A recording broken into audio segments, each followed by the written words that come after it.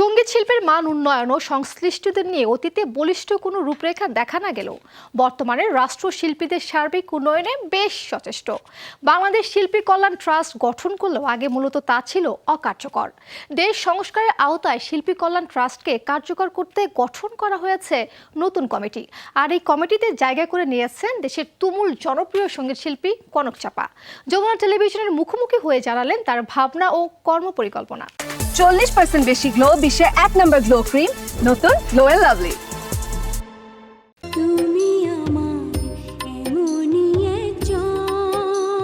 আজও গানটি শোনার সঙ্গে সঙ্গে সুরে গাইতে থাকে না এমন মানুষ খুঁজে পাওয়া কঠিন। যার কণ্ঠে সবাই সুর মিলে থাকে সেই মানুষটি সবার প্রিয় সঙ্গীত শিল্পী কনক চাপা। বাংলা সঙ্গীত অঙ্গনের এই উজ্জ্বল নক্ষত্র নিজের গানের সুরে জায়গা করে নিয়েছেন প্রতিটি মানুষের হৃদয়ে।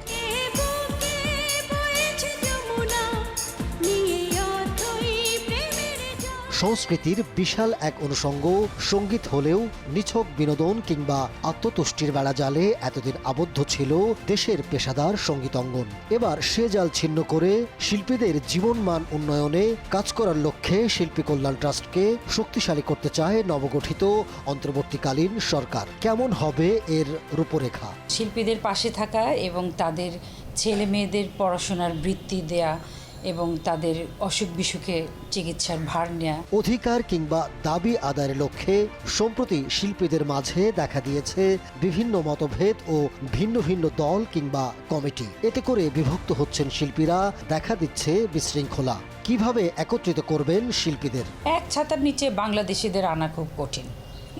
সেটা শিল্পী বলেন, ব্যবসায়ী বলেন, সবকিছু বললাম না যে অভ্যাস হয়ে গেছে।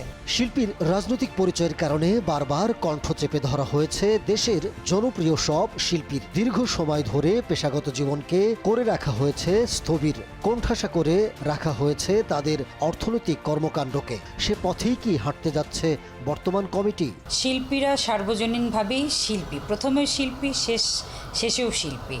তো তাদের নিজস্ব একটা মতাদর্শ থাকতেই পারে, সেটার জন্য তারা গানের জগতে বা যে তার নিজস্ব জগতে সেখানে কোনোভাবে বঞ্চিত হোক, এটা আমি কখনোই চাই না। জনপ্রিয়তা ও সার্বজনীন গ্রহণযোগ্যতা থাকা সত্ত্বেও দীর্ঘ 7 বছর অনেকটা নিষিদ্ধ ছিলেন সঙ্গীত শিল্পী কনক চাপা।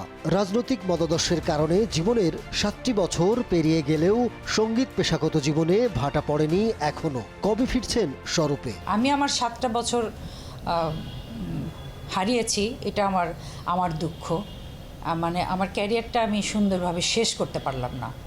একটা মতবাদ, একটা মতাদর্শ প্রকাশ করার জন্য আমার এই অধিকারটা কেড়ে নেওয়া হয়েছে।